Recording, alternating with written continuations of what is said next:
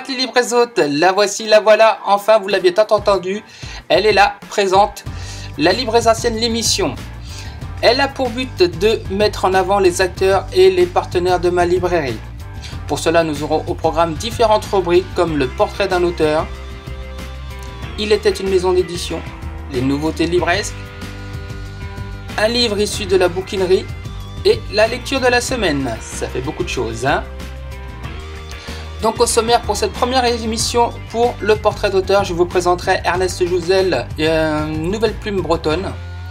Pour Il était une maison d'édition, cette semaine, on parlera de jeunesse avec une particularité, on parlera de la dyslexie avec les éditions Miroir au trouble.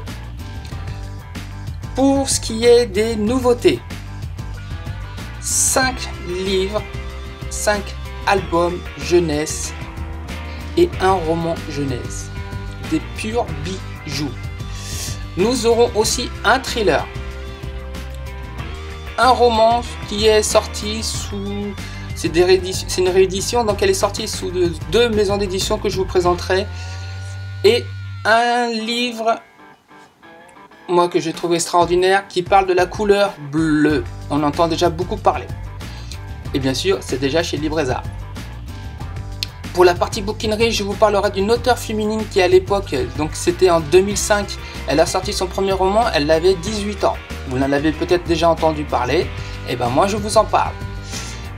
Pour conclure cette émission, on fera la lecture de la semaine avec une nouvelle plume que j'affectionne particulièrement et qui marche de mieux en mieux. Elle s'appelle Aloysia Nidid et elle nous sort son premier roman Sous son emprise. Vous allez voir, je suis plus libraire moi, je suis bijoutier, je ne vends que des bijoux. Voilà, si vous êtes prêts, je vous dis alors, accrochez vos ceintures, on est parti! Portrait d'auteur, Ernest Jouzel. Ernest Jouzel est né le 7 septembre 1948 en Ille-et-Vilaine, à Janzé, petite ville d'environ 8000 habitants, située à 25 km au sud de Rennes. Fils d'agriculteur, il connaît une enfance et adolescence heureuse. Élève studieux et avide de connaissances, il voue à ses professeurs une confiance et admiration absolue. En fin de troisième, son père lui demande de choisir entre la ferme et le lycée. Le choix ne se fait pas beaucoup attendre. Il entreprend de faire des études afin de devenir enseignant.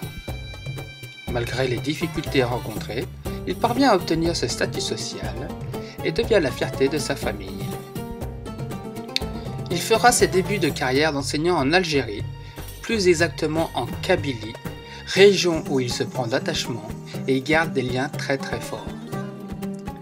C'est en tant qu'auteur auto-édité qu'il nous conte cette tranche de vie dans son premier livre, Bretagne-Kabylie à cœur ouvert. Ayant gardé des contacts avec ses anciens élèves, il décide d'en parler et écrit son deuxième ouvrage autobiographique, Revoir mes ex-élèves en Kabylie. Il nous est revenu en avril 2016 avec son premier roman issu d'un fait réel, Tamila, la colombe de Bouzeguen.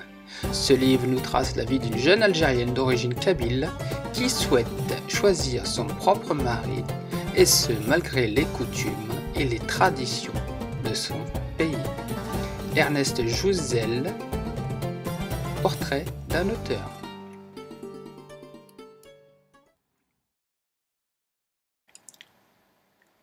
C'était Portrait d'auteur avec cette semaine Ernest Jouzel, une nouvelle plume bretonne.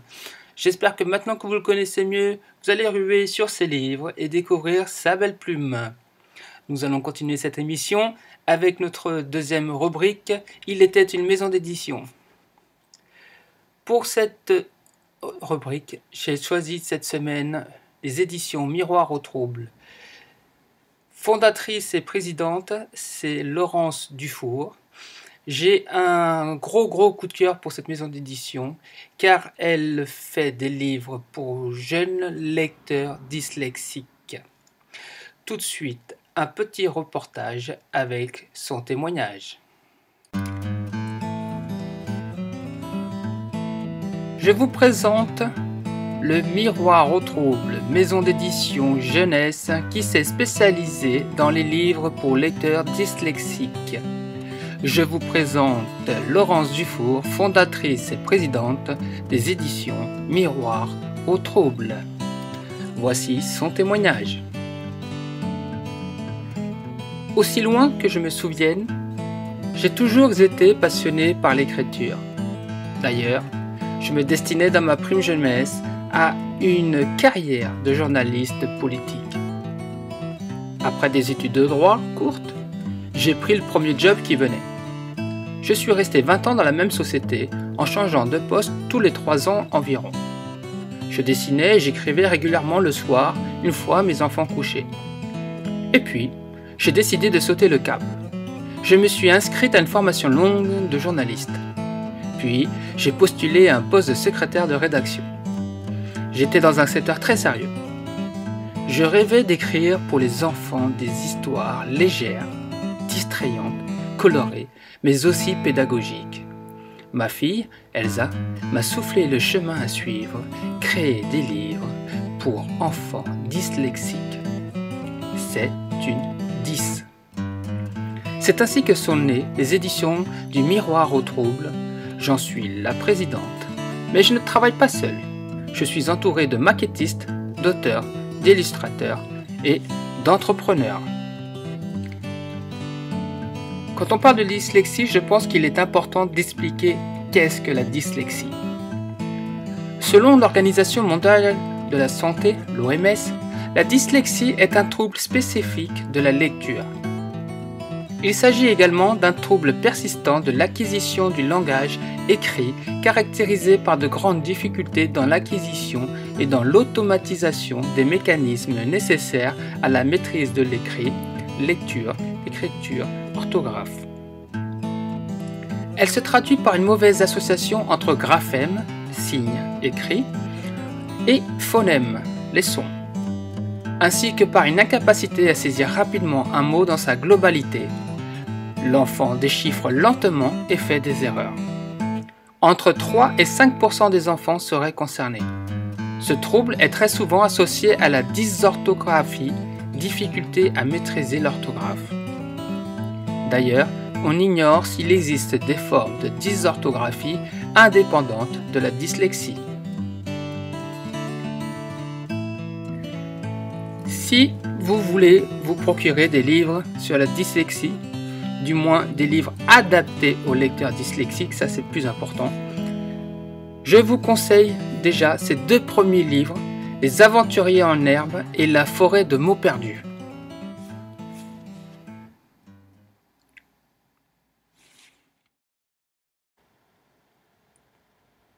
Elle est formidable, Laurence Dufour. Laurence Dufour, fondatrice et présidente des éditions Miroir au Trouble, avec des super albums adaptés aux lecteurs dyslexiques. Moi, j'ai un véritable kiff pour cette maison d'édition. Et attention, il y en a d'autres que je vous présenterai très prochainement. On va continuer avec la rubrique suivante, les nouveautés de la semaine. Ça va se passer aussi dans un petit reportage, vous verrez, vous allez voir, c'est fun. Les nouveautés de la semaine, c'est tout de suite. La première nouveauté de la semaine est issue de la maison d'édition La Poule qui pond. Mais qui est derrière moi de Agnès Delestrade et Cécile Gambini. Derrière moi, il y a un hérisson, une grenouille, un cochon, un lapin, un mouton, une poule, une tortue, une souris, un hibou. Et si vous voulez le savoir, découvrez la suite de l'histoire dans Mais qui est derrière moi chez les éditions La Poule qui pond. La deuxième nouveauté est La sorcière des écrans des éditions Volume. Musique de Philippe Guerrieri, conté et écrit par Pauline Pucciano, illustré par Laura Giraud.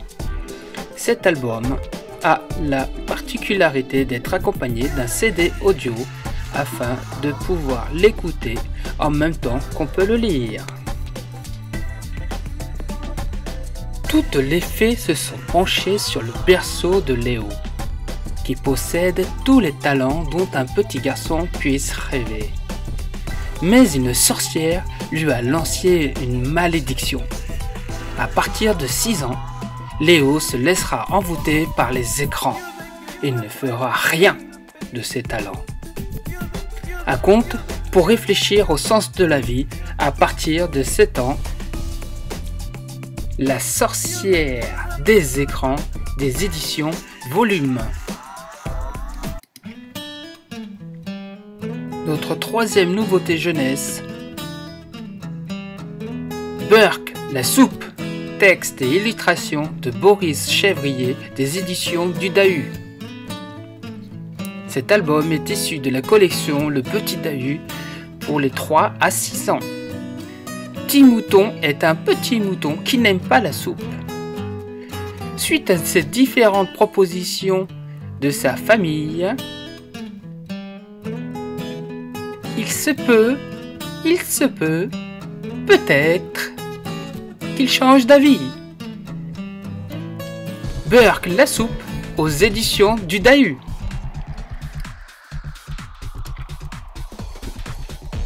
On reste chez les éditions du Dahu avec une autre nouveauté, Le rêve d'Élise, texte de Fanny Offre, illustration de Sabrina Moguet. Cet album est pour les 6-9 ans.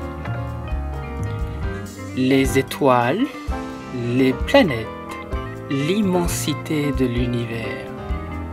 Élise a décidé de ne plus en rêver, mais d'y aller. Et pour cela, elle emmènera son petit chat. Et si les rêves devenaient réalité? Le rêve d'Élise aux éditions du Dahu. Dernière nouveauté des éditions du Dahu, les hirondelles se posent sur les filles électriques de Gaëtan Serra. Abigail est une forte tête habituée des heures de colle. Pour échapper à la sanction qui viendrait encore plus alourdir son dossier, elle accepte un devoir supplémentaire un peu particulier. Wael, le nouveau, aurait besoin de cours de français. Le problème, c'est qu'être avec Wael, ça craint pour la réputation. Un petit roman jeunesse qui nous parle de la tolérance et de l'intégration. Les hirondelles se posent sur les filles électriques des éditions du Dahu. Je vous en parlais tout à l'heure dans la rubrique Il était une maison d'édition, les miroirs au trouble, avec leur dernier album Les Aventuriers en herbe de Marie Pagoulatos et de Jérôme Bouchard, un album adapté aux lecteurs dyslexiques. Que se passe-t-il lorsqu'une malicieuse petite fille entraîne son compagnon grognon vers de nouveaux horizons? Partez à l'aventure avec Amy et Théodore. Vous découvrirez jusqu'où leur périple va les mener. Les Aventuriers en herbe, des miroirs au trouble. Album adapté aux lecteurs dyslexiques. C'était la première partie des nouveautés de la semaine, de spécial jeunesse. On va continuer avec la deuxième partie spéciale adulte, avec un young adulte, donc du fantasy. Souvenir volé de Célina Fennec, des éditions du Chat Noir. Il est juste fantastique. Voilà. De toute façon, les éditions du Chat Noir font des livres super. Ils sont vraiment très beaux. Les couvertures sont sublimes. Voilà. Il y a des super illustrations. Voilà. Donc je vais vous lire. Je vais vous lire un petit peu un passage de la 4e de couverture pour vous donner un petit peu le goût de l'histoire. Elle s'est choisi le nom de Memory et n'a plus qu'un seul but, retrouver le chemin de sa maison où qu'elle puisse être. Mais ces contrées sont étranges, aucune technologie à l'horizon et l'acier est banni en raison d'impact entre les humains et les créatures magiques qui cohabitent dans ce royaume au code du passé. Avec son t-shirt et son jean déchiré, Memory sait qu'elle est différente. Souvenir volé, Selena Fenech, des éditions du Chat Noir. On continue avec un thriller. Anatomie des vagues de Stéphane Sanchez, d'une maison d'édition de J.M. Desbois. C'est une maison d'édition du sud de la France. Je vous lis aussi un petit passage vite fait. Un deuil impossible débute pour la jeune femme qui habite dans le sud de la France, et sa personnalité s'altère progressivement. Enseignant les arts plastiques et la musique dans une grande ville, elle se reconstruit peu à peu à mesure que passent les années. Malgré le vide laissé par l'absence du conjoint, elle reprend goût aux choses simples de la vie. Un deuil difficile à faire. Jusqu'au jour où un coup de fil de sa meilleure amie lui apprend que Florian c'est son conjoint, a été vu dans une église. Dès lors, son quotidien bascule. Anatomie des vagues. Stéphane Sanchez, thriller de la semaine, des éditions J.M. Desbois. Voici le fameux roman que je vous parlais, la réédition, donc édité chez deux maisons d'édition avec lesquelles je travaille, que j'aime beaucoup. Ils sont spécialisés sur tout ce qui est maritime. Donc la première, L'encre de la marine. Donc le livre, c'est La mer de Bernard Kellermann. C'est un livre qui parle de l'île d'Ouessant, l'île de Pernes, à côté, la pointe de Pernes. Donc c'est super. Et le deuxième, donc les éditions La Découvrance, toujours La mer, Bernard Kellermann. Je vous lis un petit passage.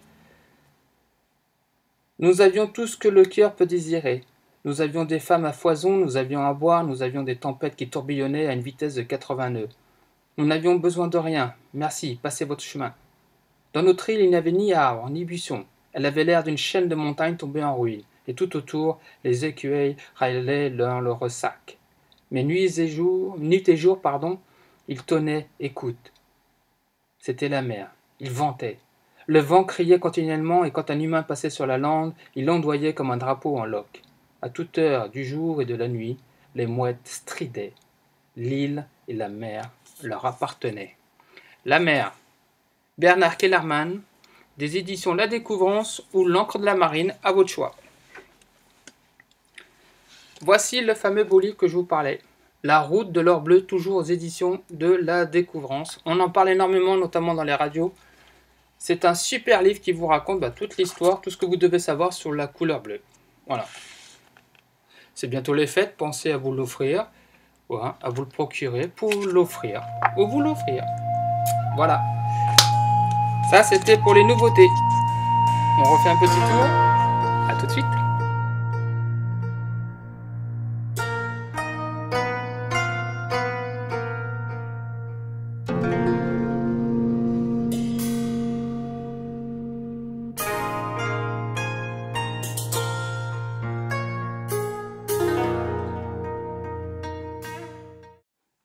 Et voilà, on a fait le tour des nouveautés pour cette semaine.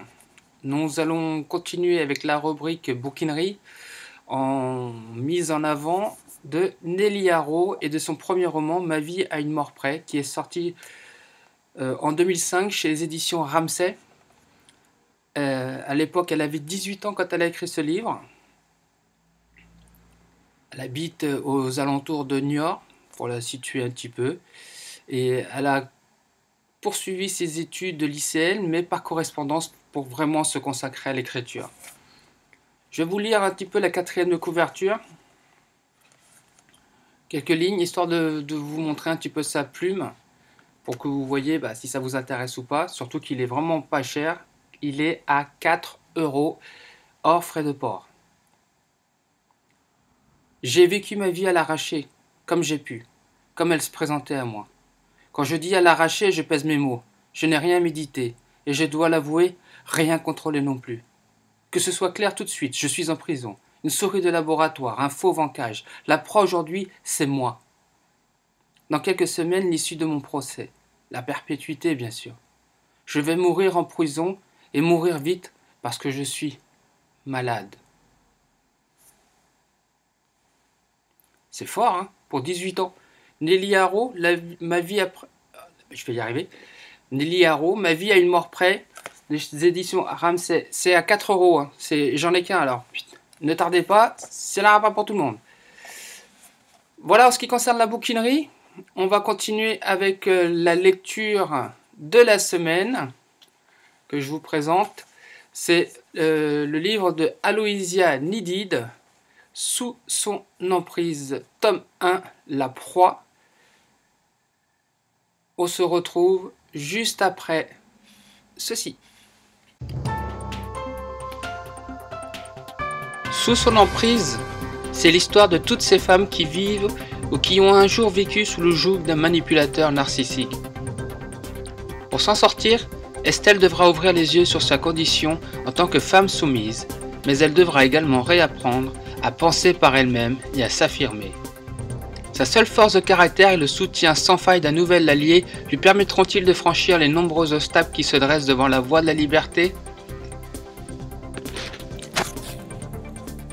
Voici un petit résumé du roman Sous son emprise de Aloysia Nidid, le tome 1, parce qu'il y a un tome 2 qui arrive. Je vous lis un petit passage de son roman afin que vous compreniez de quoi on parle. J'en trouve la porte suffisamment pour pouvoir m'y faufiler. Pieds nus, j'explore les pièces de ma maison. Le couloir qui mène au salon me semble si long. Je m'arrête avant de déboucher sur la pièce à vivre pour reprendre mon souffle. La télévision fonctionne en sourdine et il est là. Il faut que je rebrousse chemin, que je regagne mon antre pour profiter de quelques minutes encore de répit. En reculant, j'ordre de mon pied le petit camion de pompier de mon fils qui se met à rouler dans le couloir, pourvu qu'il n'ait rien entendu. Paniqué, je tends l'oreille. Je perçois ses grincements de dents, signe qu'il s'est enfin assoupi. Je décide alors de m'approcher sans bruit du canapé sur lequel il passe désormais toutes ses nuits. L'écran de la télévision éclaire son visage de reflets bleutés. Il a les traits tendus. Il n'a pas pris la peine de se déshabiller, juste celle d'ouvrir la boucle de sa ceinture. Ses poings sont rageusement serrés sur son ventre. On dirait qu'il n'en a pas encore terminé. Je ne peux l'observer davantage. Lui, cet homme que j'ai aimé, qui m'a appris à faire confiance et qui au final m'aura tant fait souffrir. Sous son emprise, tome 1, La proie, Aloysia Nidid, lecture de la semaine. Et voilà les libres hôtes, j'espère que vous avez passé un excellent moment en ma compagnie, en compagnie des acteurs et des partenaires de la librairie Librésard. J'espère que vous avez maintenant de quoi satisfaire vos envies de lecture. Il y en a pour tous les goûts. Ça, c'est qu'une petite partie de ce que je vous propose dans ma librairie. Vous pouvez nous trouver bien sûr sur la librairie, sur notre site librésard.com. Vous pouvez nous suivre sur Facebook, sur Twitter, Instagram et bien évidemment sur YouTube. N'hésitez pas à vous abonner à ma chaîne. En ce qui concerne les livres pour lecteurs dyslexiques, vous allez sur librésard.com et vous pouvez cliquer sur la catégorie lecture pour tous, et vous aurez les livres audio, les livres pour lecteurs dyslexiques et des livres en braille. Voilà, si vous êtes intéressé, n'hésitez pas, ils sont vraiment super. Vous pouvez aussi retrouver toutes nos propositions d'occasion ainsi que neuves sur nos boutiques Librésard, sur Amazon et Price Minister. Voilà, je pense avoir tout dit. N'hésitez pas à laisser des petits commentaires en dessous de la vidéo si vous avez des choses à dire. Cette première vidéo est bien sûr perfectible et le sera. Elle sera perfectionnée. J'essaierai d'apporter des choses supplémentaires, des choses encore plus originales. Voilà, donc je pense avoir fait le tour de ce que j'avais à vous dire pour cette semaine. Je vous embrasse très très fort. Je vous remercie pour votre soutien et votre fidélité. Et je vous dis à très bientôt pour une nouvelle émission La Librésardienne. Et surtout, n'oubliez pas, lisez, lisez, lisez, lisez, Kenavo.